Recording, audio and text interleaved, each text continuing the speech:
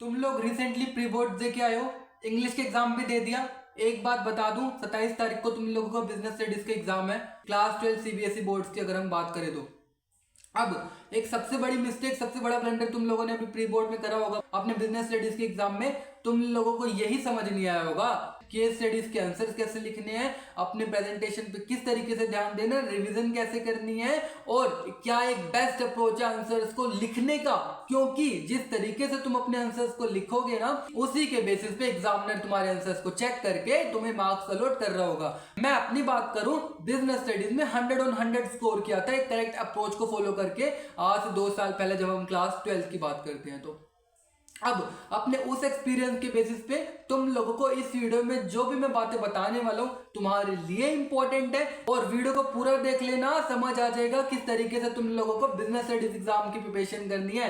क्योंकि 27 तारीख से पहले तो होली है, होली के दिन अपने आप को रंग तो लोगे, लेकिन एग्जाम डे पे जो तुम्हारा हाल होगा ना, बिजनेस स्टडीज जैसे इजी एग्जाम में भी 100 on 100 सिर्फ एक ख्वाब बन के रह जाएगा तुम्हारा। नहीं तो अगर तुम इस चैनल पे नए हो तो चैनल को सब्सक्राइब करके बेल आइकन को अभी के अभी तुम पहले प्रेस कर दो। ये मैं क्यों बोल रहा हूं, क्योंकि जैसे जैसे बिजनेस स्टडीज के एग्जाम क्लोज आता रहेगा, मैं तुम लोगों को इस यूट्यूब चैनल के थ्रू PYQs भी प्रोवाइड करवाने वाला हूं, जो तुम लोगों को बोर्ड में हेल्प कर देगा। सारा का सारा स्टडी मटेरियल और पेपर प्रेजेंटेशन रिलेटेड एक और वीडियो मैं चैनल पे डालूंगा, फिर तुम लोगों को बिजनेस स्टडी एग्जाम में 100 on 100 लाने से कोई भी नहीं रोक सकता। ये पर्सनल एक्सपीरियंस के बेसिस पे बता रहा हूं, एक एक टिप खुद सेल्फ ट्राइड एंड टेस्टेड है। तो अभी के अभी चैनल को सब्सक्राइब करके बेल आइकन को प्रेस कर दो, कोई भी अपडेट मिस नहीं होना चाहिए जो भी मैं इस YouTube चैनल पे शेयर करने वाला हूं आने वाले कमिंग टाइम में। अकाउंटेंसी के लिए भी वीडियोस बना दूंगा, इकोनॉमिक्स के लिए भी बना दूंगा, बट इस वीडियो में बात करते हैं बिजनेस स्टडीज की डिटेल प्लान के बारे में। एक मिनट, अपना इंट्रोडक्शन तो मैं देना भूल गया। So hello everyone, my name is Jitin Kumar and you are watching my YouTube channel Jitin क्यार।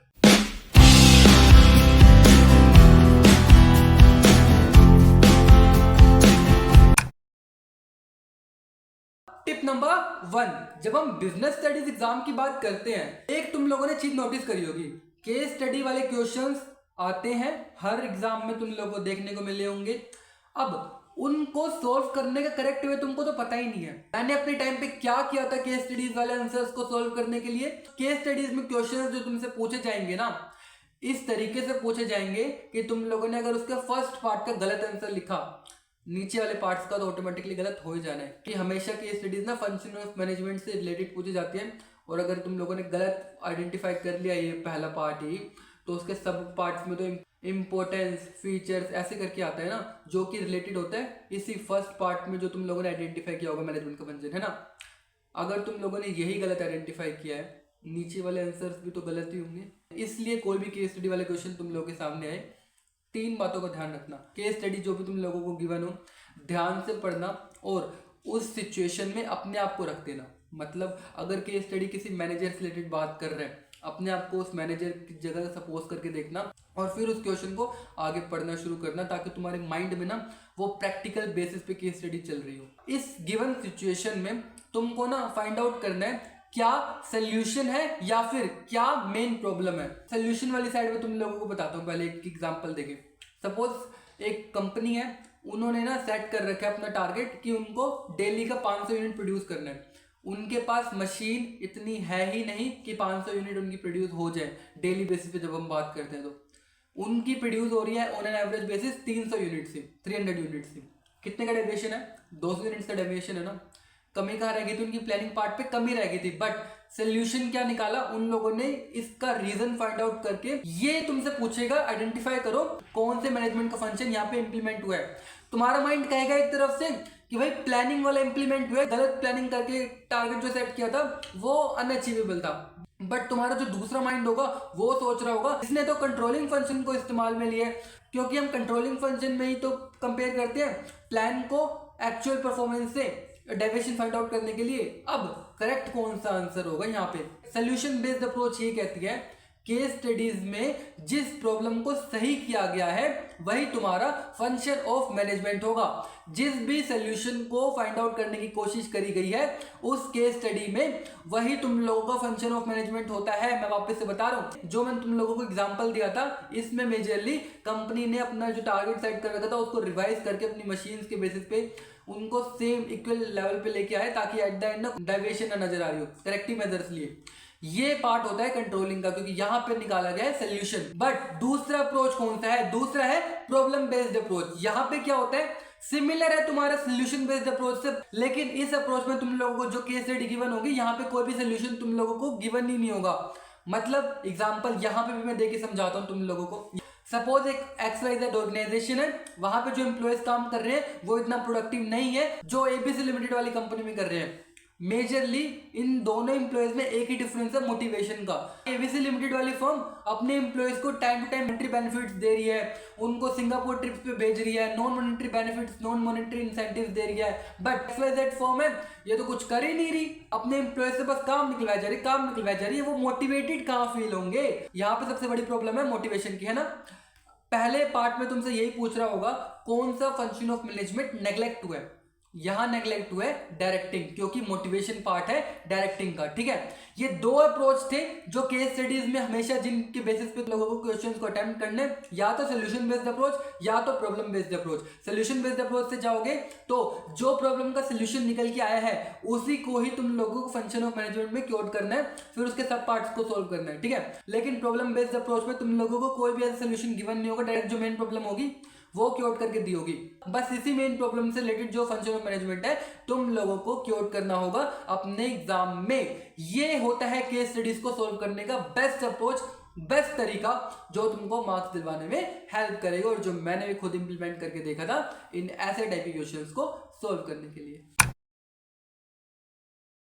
टिप नंबर 2, भैया जब हम लिखने बैठते हैं तो कंटेंट याद ही नहीं आता, और कभी कभार ना हमें ये लगता है क्या हमने जो कंटेंट लिखा है वो कहीं कम तो नहीं पड़ रहा है, वो क्या उतनी क्वालिटी वाइज कंटेंट है जो हमको 100 on 100 दिलवाने में हेल्प कर रहा होगा। ये अगर तुम्हारी भी प्रॉब्लम है तो सोल्यूशन बता देता हूँ, बट एज ए रिमाइंडर बता रहा हूँ, अगर तुम चैनल पे नए हो तो चैनल को सब्सक्राइब करके बेल आइकन को प्रेस कर देना। ऐसी क्वालिटी वीडियोस मैं चैनल पे आने वाले टाइम में अपलोड करूंगा जो तुम लोगों को बिजनेस स्टडीज और अकाउंटेंसी एंड इकोनॉमिक्स एग्जाम में हेल्प करेगी। CUET में भी ये चैनल हेल्प करेगा, DO के एडमिशन प्रोसेस में भी यही चैनल हेल्प करने वाला है। विश्वास तुमको अपने जितने भैया पे दिखाना पड़ेगा। अगर तुम्हारा कंटेंट कम पड़ जाता है बिजनेस स्टडीज एग्जाम को लिखते टाइम पे, तुम लोग एक काम कर सकते हो, एग्जाम्पल्स क्योट करके लिख सकते हो। यहां पे तुम एक केस स्टडी भी मेंशन कर सकते हो, XYZ लिमिटेड लिख के। केस स्टडीज जो तुम प्रैक्टिस करते हो ना, वो कभी कभार ना हमारे माइंड में बैठ जाती है।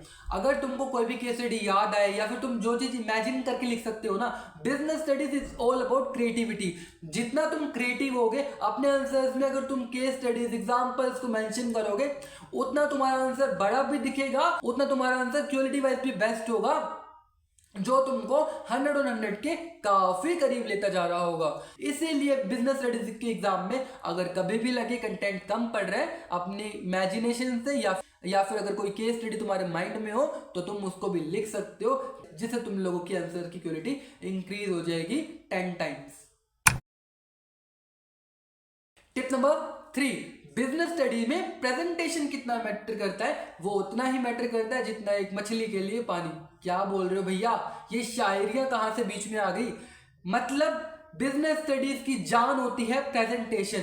बिजनेस स्टडी में अगर तुमको फुल ऑन फुल चाहिए, मैंने भी अपने टाइम पे यही किया था। आंसर्स को क्रिएटिव बनाने के लिए ना छोटी सी ड्राइंग बना दी या फिर फ्लो चार्ट बना दिया। आंसर्स को जितना क्रिएटिव वे में लिखोगे ना उतना बेस्ट होता है। तुम लोगों को एग्जाम में क्या क्या अलाउड होता है सुनो। आंसर जब तुम्हारा कंप्लीट हो जाए, तुम ड्राइंग बना सकते हो थोड़ा सा एक्सप्लेन करने के लिए उसको, या फिर तुम फ्लो चार्ट बना सकते हो, या फिर की टर्म्स तुम लोगों ने यूज करी है वो अलग से एक छोटा सा बॉक्स बना के वहां पे लिख सकते हो कि की टर्म्स इज इक्वल टू जो भी मेन वर्ड्स हो वहां पे हाईलाइट करके तुम एक छोटे से बॉक्स में लिख सकते हो बिल्कुल एंड में। और प्रेजेंटेशन के मामले में तुम लोग चाहते हो कि मैं एक अलग से वीडियो भी बना दूं चैनल पर बिजनेस स्टडी एग्जाम में जो तुमको हेल्प करे, तो प्लीज अभी चैनल को सब्सक्राइब करके बेल आइकन को प्रेस कर देना। अगर वीडियो बनाता भी हूं फ्यूचर में, तुम लोगों को वीडियो की नोटिफिकेशन सबसे पहले आ जाएगी। Tip number 4, business studies exam में आखिर पढ़े कहां से? देखो YouTube पे काफी टीचर्स अवेलेबल हैं। मैं बात करूं रजत अरोड़ा सर की, सुनील पांडा सर की, और भी कई टीचर्स जो YouTube पे अवेलेबल हैं। तुम लोग अब तक जिससे पढ़ते आए हो, जिस पे अपना विश्वास दिखाया है, उन्हीं टीचर्स पे रिलाई कर सकते हो। और मैंने एक कंप्लीट प्लेलिस्ट जो तुमको बिजनेस स्टडीज एग्जाम में हेल्प कर रही होगी, वो एक्सेल शीट के जरिए भी नीचे डिस्क्रिप्शन बॉक्स में प्रोवाइड कर दिया है। प्लीज उस प्लेलिस्ट को डाउनलोड करके उन वीडियोस की भी तुम हेल्प ले सकते हो, जिससे 2x पे तुम वो स्पेसिफिक चैप्टर कंप्लीट कर दोगे। मतलब उस एक्सेल शीट में तुम लोगों को चैप्टर के नाम के सामने एक वीडियो मिलेगी, उस पर क्लिक करोगे तुम डायरेक्ट यूट्यूब पे डायरेक्ट हो जाओगे, जहां पे वो वीडियो प्ले करके तुम जल्दी से वो चैप्टर कंप्लीट भी कर सकते हो। अभी ये जो टाइम है बिजनेस स्टडीज एग्जाम के 3 दिनों का वेट मत करना, वहां तो होली आ जाएगी, डिस्ट्रैक्शन इतनी ज्यादा होगी, पढ़ तो पाओगे नहीं। अभी वाले टाइम में प्लेलिस्ट की हेल्प से बट अपने चैप्टर्स को कंप्लीट करने की पूरी कोशिश करना। टिप नंबर 5, भैया पढ़ भी लेंगे, ये प्रेजेंटेशन वाले पार्ट को भी ध्यान में रख लेंगे, केस स्टडी बेस्ड क्वेश्चंस को भी हम अपनी तरफ से बेस्ट अटेम्प्ट करने की कोशिश कर सकते हैं, लेकिन रिवीजन कैसे करनी है? रिवीजन के लिए नोट्स खुद ही बनाओ तो वो बेटर है। अपने नोट्स के अलावा किसी और के नोट्स से पढ़ने जाओगे, टाइम पिस हो जाएगी। मतलब ये बोलना चाहता हूँ, इनफ टाइम है, अपनी तरफ से तुम नोट्स प्रिपेयर करोगे तो तुम लोगों को 2 फायदे होंगे। अपने नोट्स जब तुम लिखने बैठोगे, तुम्हारे सबकॉन्शियस माइंड में वो चीजें स्टोर भी हो जाएंगी, जो तुमको एग्जाम डे के आखिरी दिन तक माइंड में रिटेन रहेगा। ये काफी इंपॉर्टेंट है, जितना तुम्हारी माइंड में जितनी चीजें रिटेन रहे उतना बेटर। एक टिप दे देता हूँ, जब भी तुम चैप्टर्स को पढ़ने बैठो, या चाहे यूट्यूब की हेल्प से, चाहे तुम अपनी क्लास 12 की किसी भी बुक की हेल्प से, एनसीईआरटी की हेल्प से, हमेशा की टर्म्स लिखा करो, हमेशा पॉइंटर्स को लिखा करो, और ये देखा करो क्या तुम वो पॉइंटर पढ़ के कंटेंट सोच पा रहे हो कि तुम लोगों को उस की पॉइंट पे लिखना क्या चाहिए, कि याद हो पा रहा है, नहीं हो पा रहा तो छोटा सा वहां पे ना लिख देना ब्रैकेट में। फिर सारी तुम बुक को लिखने मत बैठ जाना तुम्हारे नोट्स में। तुम नोट्स इसलिए प्रिपेयर करते हो ताकि कंसाइज वे में एक पेज के अंदर पूरा चैप्टर सम अप हो जाए। अपनी लैंग्वेज में अलाउड होता है, अपनी लैंग्वेज में भी तुम लिख सकते हो, बट ये कोशिश करना रेलिवेंट ही चीजें तुम मेंशन करो अपने एग्जाम में। और रिवीजन के लिए जो तुम नोट्स प्रिपेयर करो, उसमें सिर्फ और सिर्फ कीवर्ड्स को मेंशन करना। अगर हम बात करते हैं जब इंपॉर्टेंस की, तो उसमें भी जो मेजर टर्म्स है उसी को ही लिखना, और उसके अंदर क्या कंटेंट लिखना, अगर वो तुम लोगों को माइंड में रिकॉल हो पा रहा है, वेल एंड गुड। अगर नहीं हो पा रहा तो ब्रैकेट में छोटा सा लिख सकते हो, ताकि जब तुम उस रिवीजन शीट से पढ़ने बैठोगे ना, तुम्हारा चैप्टर भी जल्दी खत्म हो जाएगा और टाइम भी काफी सेव हो जाएगा, जिससे तुम बाकी चीजों पे भी फिर ध्यान दे पाओगे। अब इस YouTube चैनल पे मैं जल्द ही बिजनेस स्टडीज से रिलेटेड एक PYQ वीडियोस लेके आने वाला हूँ, और उसके साथ साथ एक प्रेजेंटेशन वीडियो भी लेके आने वाला हूँ, जो आने वाले टाइम में मैं रिलीज कर दूंगा। 1 मार्च को म्यूजिक की सब्जेक्ट स्ट्रेटजी वीडियो भी आ जाएगी, जो तुम लोगों को बोर्ड्स में हेल्प करेगी। 5 तारीख को फिजिकल एजुकेशन की वीडियो आ जाएगी, और आने वाले टाइम में जब अकाउंटेंसी और इकोनॉमिक्स का एग्जाम आएगा, उससे रिलेटेड भी सब्जेक्ट स्ट्रेटजी मैं चैनल पे अपलोड कर दूंगा। बोर्ड्स खत्म हो जाए एक बार, फिर CVT पे आएंगे, DU तक का सफर भी साथ में मिलकर पार करेंगे।